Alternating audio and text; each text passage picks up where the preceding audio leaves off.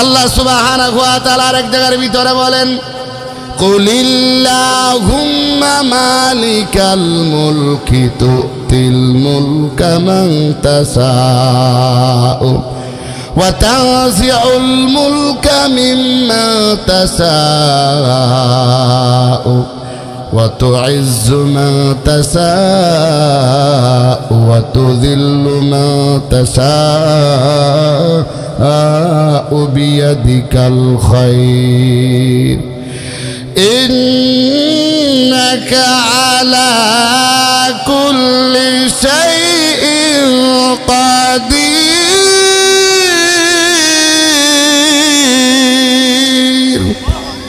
ইয়া ইলাহি তু মেরা মাবুদ হে ইয়া ইলাহি তু মেরা মাশুক হে या इलाही तू मेरा रहमान है या इलाही तू मेरा रहीम है या इलाही मुझसे मुझको दूर कर ताके देखो मुझ में तुझको एक नजर কখন আপনার সংসারের লোকেরা আপনাকে কবরে দিবে এই চিন্তা ফিকির নিয়ে ব্যস্ত থাকবে। এজন্য মা বোন আমার আপনাদেরকে বলে যায়, চারটা আমল যদি করেন গো মা, আমার নবী বলেন একজন নারী যদি চারটা আমল করে 8টা জান্নাতের যে কোনো দরজা দিয়া ওই মহিলা জান্নাতে প্রবেশ করতে পারবে। কন্যা সুবহানাল্লাহ। 1 নাম্বার হইল আল্লাহ নবী বলে একজন নারী যদি 5 ওয়াক্ত নামাজ পড়ে 8টা জান্নাতের যে কোনো দরজা দিয়া মহিলা জান্নাতে প্রবেশ করতে পারবে। 2 নাম্বার হলো একজন মহিলা যদি কি করে এরকম ভাবে রমজানের রোজা রাখে, রমজানের রোজাগুলি যদি আদায় করে 8টা জান্নাতের যে কোনো দরজা দিয়া জান্নাতে প্রবেশ করতে পারবে। 3 নাম্বার হলো একজন মহিলা যদি লজ্জাস্থানের হেফাজত করে, আল্লাহর নবী বলে লজ্জাস্থানের হেফাজত যদি করে আল্লাহ সুবহানাহু ওয়া তাআলা ওই নারীটাকে এরকম ভাবে 8টা জান্নাতের যে কোনো দরজা দিয়ে ওই মহিলা জান্নাতে প্রবেশ করতে পারবে। কন্যা সুবহানাল্লাহ। আল্লাহর নবীজি 4 নম্বরে বলেন একজন নারী যদি স্বামীর ইতাআত করে, স্বামীর এরকম ভাবে গুণগান গায়, অর্থাৎ স্বামীকে মানে, স্বামীর কথা মাইনা চলে, স্বামীর আনুগত্য করে, আমার নবী বলেন ওই নারীটারে এরকম 4 গুণ বিশিষ্ট নারীরে যে কোনো জান্নাতের দরজা দিয়া জান্নাতে প্রবেশ করতে পারবে। কন্যা সুবহানাল্লাহ। তাইলে হাদিসের ভিতরে আসছে 10 প্রকার নারীকে আল্লাহ তাআলা ভালোবাসেন। যারা বলেন সুবহানাল্লাহ। 10 প্রকার নারীর মধ্যে 1 নম্বর হলো যে নারী পর্দাশীল, যে নারী কিশীল, যারা বলেন যে নারী পর্দাশীল। 2 নম্বর হলো যে নারী ধৈর্যশীল। 3 নম্বর হলো যে নারী ক্ষমাশীল। 4 নম্বর হলো যে নারী কারো গীবত করে না।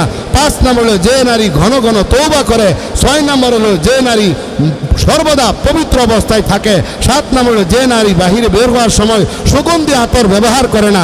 8 নম্বর হলো যে নারী স্বামীর আনুগত্য করে। 9 নম্বর হলো যে নারী সময় মতো নামাজ আদায় করে। 10 নম্বর হলো যে নারী তার লজ্জাস্থানের হেফাজত করে। এই 10 প্রকার নারীকে আল্লাহ তাআলা ভালোবাসেন, মহব্বত করেন। বলেন সুবহান। সর্বোপরি শেষ কথা হলো আমার, পাপের এরকম ভাবে 11টা শাস্তি আছে দুনিয়াতে। পাপ করলে 11টা শাস্তি হয় বাজান আমার। 1 নাম্বার হলো আমার সময় শেষ, বক্তা চলে আসছে। পাপের নগদ 10টা শাস্তি 1 মিনিটে বলতেছি। 1 নাম্বার, চেহারায় কোনো লাবণ্যতা থাকবে না, লাবণ্যতা কমে যাবে। 2 নাম্বার, স্মৃতিশক্তি দুর্বল হয়ে যাবে।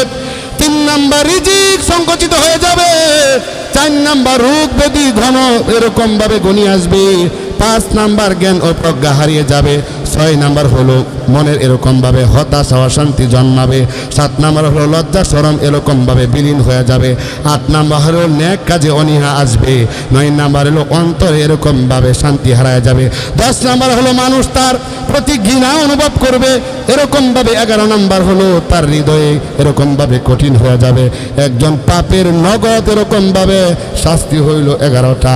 আল্লাহ আমাদের সকলকে পাপ থেকে হেফাজত করুন। জোরে বলেন আমিন। বড় একজন বুজুর্গ ছিলেন আল্লাহর ওলি, আল্লামা জুলফিকার নকশবন্দি খুতুবাতে জুলফিকারের ভিতরে বয়ান করেন এই আল্লাহর ওলি অনেক এরকম বড় বড় কিতাবাদি লিখেছে, এরকম ভাবে অনেক কিতাবাদি লিখেছে, অনেক বয়ান করে অনেক মাদ্রাসায় পড়ায়। হযরত যখন দুনিয়া থেকে বিদায় হয়ে গেলেন, এরকম ভাবে তার একজন শাগরেদ স্বপ্নে যুগে দেখতেছে হযরত জান্নাতের ভিতরে একটা সিংহাসনের ভিতরে বসে আছে। সুবহানাল্লাহ। স্বপ্নে যুগে জিজ্ঞাসা করা হলো, হযরত ও আমার শাইখ, আপনি যে জান্নাতের ভিতরে বালাখানার মধ্যে একটা সিংহাসনের মধ্যে বসা আছেন, ও হুজুর আপনি দুনিয়াতে এরকম ভাবে শাইখুল হাদিস ছিলেন, কয়েকটা মাদ্রাসায় বুখারী পড়াইতেন, হাদিসের কিতাব পড়াইতেন, আপনি অনেক কিতাবাদি লিখছেন, এরকম ভাবে আপনি অনেক দেশ জুড়ে বয়ান করতেন। এই জন্য কি আল্লাহ তাআলা আপনাকে জান্নাতের ভিতরে এত সুন্দর মাকাম দিয়েছে? আল্লাহর ওলি ডাক দেয়া বলেন, না, আমি জীবনে যত আমল করলাম একটা আমল আমার মাওলা আমার আল্লাহর দরবারে একটা আমল এরকম ভাবে কবুল হয় নাই। এবার স্বপ্নে যোগী উস্তাদ ছাত্রকে বলতেছে, ছাত্ররে আমি একদিন এরকম ভাবে বসে বসে কিতাব লিখতেছিলাম, এখন তো আপনাদের কলম এবং খাতা বের হয়েছে, খাতা বের হয়েছে, কলমও বের হয়েছে, পূর্বেকার জমানার মুরব্বী যারা আছে তাদেরকে জিজ্ঞাসা করলে আমিও এটা দেখি নাই, এরকম ভাবে দয় থাকতো আর এরকম ভাবে বাঁশের ইয়া দিয়ে একটা কলম বানাইতো। কথা বলেন ঠিক না ভাই? ঠিক। মুরব্বীরা যারা আছেন দেখছেন না আপনারা, বাঁশের জিংলা দিয়া কি বানাইতো? কলম বানাইতো, আর একটা দয় থাকতো, এটার ভিতরতে নিয়া বাইর করে লিখতো। কথা কোন ঠিক না ভাই? ঠিক। আল্লাহর ওলি বলতেছে, আমি যখন কিতাব লিখব এমত অবস্থায় একটা মাছি আইসা কলমের মাথার উপরে নিবের মধ্যে বসছে, কালি পান করবে। আমি ওই মাছিটাকে কালি পান করার জন্য আমি হ্যাং হয়ে গেলাম, আমি কোনো নাড়াচাড়া করলাম না, আমি কোনো কিতাবও লিখলাম না, আমি এরকম ভাবে কলমটা ধরে বসে থাকলাম, মাছিটা যাতে কালি পান করে পেট ভরপুর করে যেতে পারে এজন্য আমি কোনো নাড়াচাড়া করলাম না। হুজুর বলে, আমি যখন মৃত্যুবরণ করলাম, ফেরেশতারা যখন আসছে তখন আমার কোনো চলজব হয় নাই। বলা হলো তার জিন্দিগিতে এমন একটা আমল, একটা মাছিকে এসে কালি পান করাইছে, আমার একটা মাখলুককে সে ভালোবেসেছে, আমার একটা মাখলুককে সেরকমভাবে মহব্বত করেছে, মাছিকে কালি পান করিয়েছে আমি আল্লাহকে রাজি খুশি করার জন্য। ফেরেশতারা যাও, এই বান্দার কোনো প্রশ্ন করার দরকার নাই, এই বান্দাকে কোনো কিছু জিজ্ঞাসা করার দরকার নাই, আমার এই বান্দার কবরকে আমি আল্লাহ জান্নাতের বাগান বানায় দিলাম। বলেন না সুবহানাল্লাহ। কদরে কদ রত্তুদারি বরকামাল আনতা রব্বি আনতা হাসবি জুল জালাল। কদরে কদ রত্তুদারি বরকামাল আনতা রব্বি আনতা হাসবি জুল জালাল। তাইলে একটা মাছকে কালি পান করানোর কারণে আল্লাহ পাক রব্বুল আলামিন যদি তাকে ক্ষমা করে দিতে পারে, আল্লাহ পাক রব্বুল আলামিন যদি তাকে মাফ করে দিতে পারে, বাবাজি আমার আজকে যদি মাহফিলে আসি, এরকম ভাবে এই মাদ্রাসার মাহফিলে আইসা শেষ পর্যন্ত আখিরি মোনাজাত পর্যন্ত যদি আমরা থাকি, তাহলে হতে পারে এই মাহফিল কাল কিয়ামতের দিন নাজাতের জরিয়া হইতে পারে। কথা বলেন ঠিক কি না? যেই সূরা তেলাওয়াত করেছি কোরআনে কারিমের 29 নম্বর পারার 67 নম্বর সূরা, এই সূরাটার নাম হইল সূরাতুল মুলক। এই সূরাতুল মুলকের ভিতরে আয়াতে কারিমা আছে 30টা। এই সূরাতুল মুলক এরকম ভাবে নাজিল হয়েছে, মক্কায় নাজিল হয়েছে। এই সূরাতুল মুলকের ভিতরে, এই সূরাতুল মুলকের ভিতরে রুকু আছে 2টা, এই সূরাতুল মুলকের দু একটা আয়াতে কারিমা তেলাওয়াত করেছি। আল্লাহ সুবহানাহু ওয়া তাআলা কোরআনে কারিমের এই এরকম ভাবে 29 নম্বর পারার 67 নম্বর সূরার ভিতর আল্লাহ পাক বলেন, তাবারাকাল্লাযী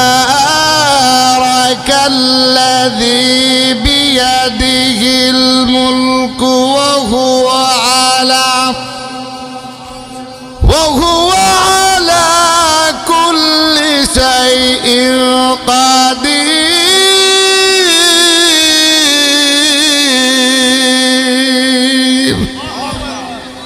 আল্লাহ সুবহানাহু ওয়া তাআলা এই যে সূরাতুল মুলক আমরা তেলাওয়াত করলাম, বাবাজি আমার দয়ার নবী মায়ার নবী বলে, হে উম্মত, কেউ যদি এশার নামাজে পড়ে এই 30 আয়াত বিশিষ্ট সূরাতুল মুলক তেলাওয়াত করে, দয়ার নবী মায়ার নবী বলেন এই সূরাতুল মুলকটা একটা এরকম ভাবে তার কবরের আযাবকে হটায় দিবি এবং একটা জান্ডা হয়ে যাবে।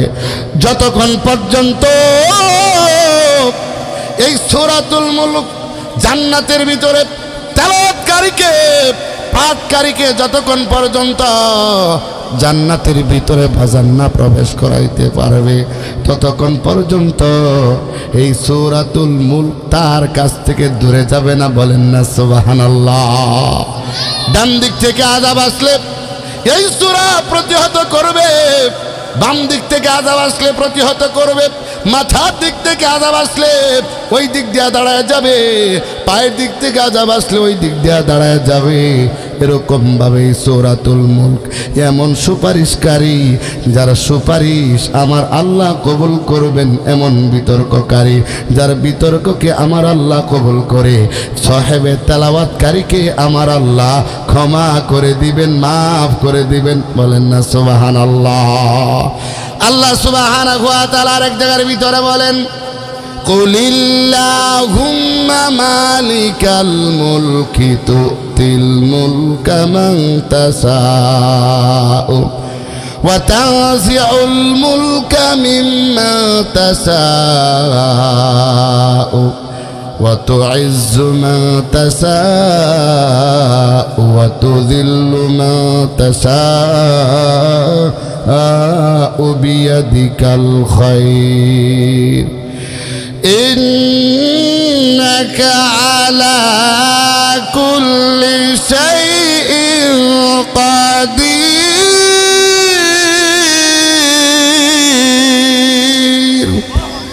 ইয়া ইলাহি তু মেরা মাবুদ হে, ইয়া ইলাহি তু মেরা মাশুক है, या इलाही तू मेरा रहमान है, या इलाही तू मेरा रहीम है, या इलाही मुझसे मुझको दूर कर, ताकि देखो मुझ में तुझको एक नजर।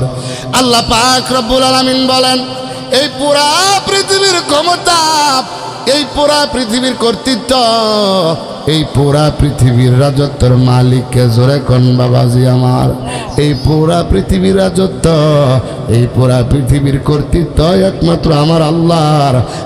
আমার আল্লাহ বলে, আমি আল্লাহ যাকে ইচ্ছা রাজত্ব দেই, আমি আল্লাহ যার কাছ থেকে ইচ্ছা রাজত্ব ছিনায় নেই, আমি আল্লাহ যাকে ইজ্জত দিই, আমি আল্লাহ যাকে ইচ্ছা বেইজ্জতি করি। ইজ্জত দেওয়ার মালিক, সম্মান দেওয়ার মালিক একমাত্র কে জোরে কোন আমার আল্লাহ। এই জন্য বাবাজি আমার কোনো অহংকার করা যাবে না, তাকাব্বুর করা যাবে না, ক্ষমতা নিয়ে অহংকার করিও না, ক্ষমতা নিয়ে বাহাদুরি করিও না, ওলামায়ে কেরামকে তুচ্ছতাচ্ছিল্য করিও না। আজকে তোমার ক্ষমতা আছে, কালকে তোমার ক্ষমতা নাও থাকতে পারে বাবাজি আমার। এই জন্য আখিরাতের ভয় নিয়ে, মৃত্যুর ভয় নিয়ে আপনার সামনে অগ্রসর হন। আল্লাহ সুবহানাহু ওয়া তাআলা বলতেছেন, তাবারাকাল্লাযী বিয়াদিহিল মুলকু ওয়া হুয়া আলা কুল্লি শাইইন কাদির। আল্লাহ সুবহানাহু ওয়া তাআলা বলেন বরকতময় তিনি যার হাতে এই পুরা পৃথিবীর কর্তৃত্ব, বরকতময় সত্তা যিনি যার হাতে পুরা পৃথিবীর কর্তৃত্ব। আজকে আমরা এই চেয়ার নিয়ে কত লাফালাফি, কত দৌড়াদৌড়ি, কত চেষ্টা, কত মেহনত করি, অথচ বলে বান্দারে এই সব কিছুর মালিক হইলেন আমার আল্লাহ। এরপর আল্লাহ পাক রব্বুল আলামিন বলেন وهو على كل شيء قدير।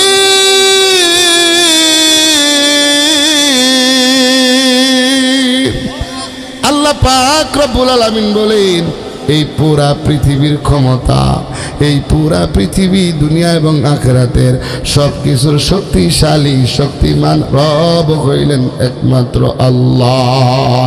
এই জন্য আল্লাহ পাক রব্বুল আলামিন বলেন আল্লাযী খালাকাল মাউতা ওয়াল হায়াতা লিয়াবলুয়াকুম আইয়ুকুম আহসানু আমালা। আল্লাহ সুবহানাহু ওয়া তাআলা বলেন আল্লাযী খালাকাল মাউতা, যিনি মৃত্যু সৃষ্টি করেছেন। মৃত্যু সৃষ্টি করেছেন কেন মৃত্যু সৃষ্টি করেছেন বাবাজি আমার? আপনি আমাকে আল্লাহ তাআলা পরীক্ষা করার জন্য। আপনি আজকে যদি আমরা মৃত্যুর কথা কেউ জানি না, তারপর আমরা যত মাস্তানি দেখাই, তারপর আমরা যত নেতাগিরি দেখাই, যদি আমরা মৃত্যুর কথা জানতাম আরো কত কিছু করতাম। কথা বলেন ঠিক কিনা? আল্লাহ সুবহানাহু ওয়া তাআলা কোরআনে কারীমের ভিতরে আল্লাহ পাক রব্বুল আলামিন বলেন পাঁচটা ইলম আমি আল্লাহর কাছে রেখেছি, পৃথিবীর কাউকে দেই নাই। আল্লাহ পাক রব্বুল আলামিন বলেন ইন্নাল্লাহা ইনদাহু ইলমুস সাআহ, ইন্নাল্লাহা ইনদাহু ইলমুস সাআহ ওয়া ইউনাজ্জিলুল গায়স। এক নাম্বার হলো বান্দারে কিয়ামত কখন হবে বান্দা আমি আল্লাহ জানি, পৃথিবীর কেউ জানে না। ওয়া ইউনাজ্জিলুল গায়স, কখন বৃষ্টি হবে, কোন দিন বৃষ্টি হবে জানেন কে? জোরে কোন? দুই নাম্বার হলো আল্লাহ। তিন নাম্বার হলো আল্লাহ পাক রব্বুল আলামিন বলেন ওয়া ইয়ালামু মা ফিল আরহাম। বান্দারে মহিলার গর্ভে কি আছে, মেয়ের পেটের ভিতরে কি আছে, নারীর গর্ভের ভিতরে কি আছে, ছেলে না মেয়ে বাচ্চা, পৃথিবীর কেউ জানে না। জানেন আমার রব একমাত্র আল্লাহ। এরপরে চার নম্বর আল্লাহ পাক রব্বুল আলামিন বলেন ওয়া মা তাদরি নাফসুম মাযা তাকসিবু গাদা। বান্দারে তুমি আগামী কালকে কি করবে, আগামী কালকে তুমি কি খাবে, আগামী কালকে তুমি কি খাবে, কোথায় যাবে, কি করবে জানেন কে? জোরে কোন? পাঁচ নম্বর আল্লাহ পাক রব্বুল আলামিন বলেন ওয়া মা তাদরি নাফসুম বিআইয়ি আরদিন তামুত। বান্দারে পাঁচ নাম্বার হলো এই বান্দা তুমি কোন দিন মারা যাবে, কখন মারা যাবে, কোন টাইমে মারা যাবে জানেন কে? জোরে কোন? আল্লাহ তাআলা জানেন। এই জন্য ইমাম মালিক রহমাতুল্লাহি আলাইহি মদিনায় থাকতেছেন, উনার ইচ্ছা উনি এরকম ভাবে মক্কায় যাবে, হজ করবে, কিন্তু উনি এরকম ভাবে চিন্তা করে আমি যদি মদিনা থেকে চলে যাই তাহলে তো কাল কিয়ামতের দিন যদি আমি মারা যাই তাহলে তো আমি মদিনা থেকে এরকম ভাবে নবীজির সাথে উঠতে পারবো না। উনি কি করলেন, কবে মারা যাবেন এই জন্য ইস্তেখারা শুরু করলেন, নামাজ পড়ে রাতের বেলা ঘুমায় গেলেন। এরকম ভাবে স্বপ্নে যোগে নবীজি দেখাইলেন, পাঁচটা আঙ্গুল দেখাইলেন। এইবার এরকম ভাবে ইমাম মালিক রহমাতুল্লাহি আলাইহি সকালবেলা কি করলেন, উনার খাদেমকে পাঠাইলেন আল্লামা ইবনে শিরিনের কাছে, যাও যে নবীজি আমার রাতের বেলা পাঁচটা আঙ্গুল দেখাইছে, এই স্বপ্নের ব্যাখ্যা কি? এইবার যাওয়ার পরে বলতেছে এই পাঁচ স্বপ্নের ব্যাখ্যা হইল ইমাম মালিক চায় যেরকম ভাবে তার মৃত্যুটা কখন হবে, কোন দিন হবে, পাঁচ আঙ্গুল দেখায় নবী জানাইলেন হে ইমাম মালিক এই পাঁচটা এলেম আমি আল্লাহ, দুনিয়ার কোন ওলি, দুনিয়ার কোন গাউস, দুনিয়ার কোন কুতুবকে আমি আল্লাহ, দুনিয়ার কোন নবী রাসূলকে পয়গম্বরকে এই পাঁচটা এলেম আমি দেই নাই। তন্মধ্যে একটা হইল মৃত্যুটা কখন হবে, কোন জায়গায় হবে, এটা আমি আল্লাহ তাআলা কাউকে জানাই নাই। তাহলে বাবা যে আমার মৃত্যুটা কখন চলে আসবে আমরা কেউ জানি না, আমরা কখন মৃত্যু চলে আসি আমরা কেউ জানি না। এজন্য মৃত্যু আসার আগে আগে ঈমান ঠিক করা, 5 ওয়াক্ত নামাজ পড়া, নবীর তরিকা অনুযায়ী চলা, মা বোনরা যারা আছেন পর্দার ভিতরে থাকা, পিতা মাতার খেদমত করা, মসজিদের মধ্যে এরকমভাবে 5 ওয়াক্ত নামাজ পড়া, মাদ্রাসার সাথে সম্পৃক্ত থাকা, তো আর আছে না নাই? জোরে বলেন। তাহলে চলে গেল মৃত্যু। এই মৃত্যু থেকে পৃথিবীর কেউ বাঁচতে পারে নাই, আপনি আমিও বাঁচতে পারবো না। লম্বা কথা। এরপর আল্লাহ পাক রব্বুল আলামিন বলেন, আল্লাযী খালাকাল মাউতা ওয়াল হায়াতা। 1 নাম্বার হলো বান্দারে, আমি আল্লাহ তোমার মৃত্যু সৃষ্টি করলাম এবং হায়াত সৃষ্টি করলাম রে বান্দা, লিয়াবলুয়াকুম আইয়ুকুম আহসানু আমালা। তোমাদের মধ্যে কে উত্তম আমল করে, তোমাদের মধ্যে কে ভালো আমল করে, এই জন্য এটা পরীক্ষা করার জন্য আমি আল্লাহ হায়াত এবং মৃত্যুকে সৃষ্টি করলাম। কথা বলেন ঠিক কিনা? এজন্য হায়াত আপনার যতদিন থাকবে, এই হায়াত একটা বড় গনিমত, হায়াত একটা বড় নিয়ামত। ও মা, ও বোন আমার, যতদিন তোমার হায়াত আছে, যতদিন তোমার এরকমভাবে শ্বাসটা আনতে পারবা, শ্বাসটা নিতে পারবা, ততদিন পর্যন্ত যুবক ভাই, মুরব্বী বাবা, আপনার দাম আছে, আপনার মূল্য আছে। যখন আপনার হায়াত শেষ হয়ে যাবে, আপনার দেহ থেকে রূহটা বের হয়ে যাবে, তখন আপনার দাম নাই, আপনার মূল্য নাই। কথা বলেন ঠিক কিনা? কখন আপনার সংসারের লোকেরা আপনাকে কবরে দিবে, এই চিন্তা ফিকির নিয়ে ব্যস্ত থাকবে। এজন্য মা বোন আমার, আপনাদেরকে বলে যায়, 4টা আমল যদি করেন গো মা, আমার নবী বলেন, একজন নারী যদি 4টা আমল করে, 8টা জান্নাতের যে কোনো দরজা দিয়া ওই মহিলা জান্নাতে প্রবেশ করতে পারবে। কন্যা সুবহানাল্লাহ। 1 নাম্বার হইল, আল্লাহ নবী বলে, একজন নারী যদি 5 ওয়াক্ত নামাজ পড়ে, 8টা জান্নাতের যে কোনো দরজা দিয়া মহিলা জান্নাতে প্রবেশ করতে পারবে। 2 নাম্বার হলো, একজন মহিলা যদি কি করে, এরকমভাবে রমজানের রোজা রাখে, রমজানের রোজাগুলি যদি আদায় করে, 8টা জান্নাতের যে কোনো দরজা দিয়া জান্নাতে প্রবেশ করতে পারবে। 3 নাম্বার হলো, একজন মহিলা যদি লজ্জাস্থানের হেফাজত করে, আল্লাহর নবী বলে, লজ্জাস্থানের হেফাজত যদি করে, আল্লাহ সুবহানাহু ওয়া তাআলা ওই নারীটাকে এরকমভাবে 8টা জান্নাতের যে কোনো দরজা দিয়ে ওই মহিলা জান্নাতে প্রবেশ করতে পারবে। কন্যা সুবহানাল্লাহ। আল্লাহর নবীজি 4 নম্বরে বলেন, একজন নারী যদি স্বামীর ইতাআত করে, স্বামীর এরকমভাবে গুণগান গায়, অর্থাৎ স্বামীকে মানে, স্বামীর কথা মাইনা চলে, স্বামীর আনুগত্য করে, আমার নবী বলেন ওই নারীটারে এরকম 4 গুণ বিশিষ্ট নারীরে যে কোনো জান্নাতের দরজা দিয়া জান্নাতে প্রবেশ করতে পারবে। কন্যা সুবহানাল্লাহ। তাইলে হাদিসের ভিতরে আসছে 10 প্রকার নারীকে আল্লাহ তাআলা ভালোবাসেন। যারা বলেন সুবহানাল্লাহ।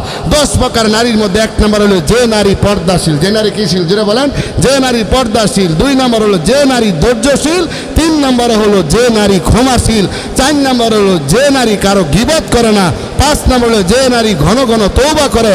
6 নম্বর হলো যে নারী সর্বদা পবিত্র অবস্থায় থাকে। 7 নম্বর হলো যে নারী বাহিরে বের হওয়ার সময় সুগন্ধি আতর ব্যবহার করে না। 8 নম্বর হলো যে নারী স্বামীর আনুগত্য করে। 9 নম্বর হলো যে নারী সময় মতো নামাজ আদায় করে। 10 নম্বর হলো যে নারী তার লজ্জাস্থানের হেফাজত করে। এই 10 প্রকার নারীকে আল্লাহ তাআলা ভালোবাসেন, মহব্বত করেন। বলেন সুবহান। সর্বোপরি শেষ কথা হলো আমার, পাপের এরকম ভাবে 11টা শাস্তি আছে দুনিয়াতে। পাপ করলে 11টা শাস্তি হয় বাজান আমার। 1 নাম্বার হলো, আমার সময় শেষ, বক্তা চলে আসছে। পাপের নগদ 10টা শাস্তি 1 মিনিটে বলতেছি। 1 নাম্বার, চেহারায় কোনো লাবণ্যতা থাকবে না, লাবণ্যতা কমে যাবে। 2 নাম্বার, স্মৃতিশক্তি দুর্বল হয়ে যাবে। 3 নাম্বার, রিজিক সংকুচিত হয়ে যাবে। 4 নাম্বার, রোগ ব্যাধি ঘন এরকম ভাবে ঘনিয়ে আসবে। 5 নাম্বার, জ্ঞান ও প্রজ্ঞা হারিয়ে যাবে। 6 নাম্বার হলো মনের এরকমভাবে হতাশা অশান্তি জন্মাবে। 7 নাম্বার হলো লজ্জা শরম এরকমভাবে বিলীন হয়ে যাবে। 8 নাম্বার হলো নেক কাজে অনীহা আসবে। 9 নাম্বার হলো অন্তরে এরকমভাবে শান্তি হারায় যাবে। 10 নাম্বার হলো মানুষ তার প্রতি ঘৃণা অনুভব করবে এরকমভাবে। 11 নাম্বার হলো তার হৃদয়ে এরকমভাবে কঠিন হয়ে যাবে। একজন পাপের নগদ এরকমভাবে শাস্তি হইল 11টা। আল্লাহ আমাদের সকলকে পাপ থেকে হেফাজত করুন, জোরে বলেন আমিন।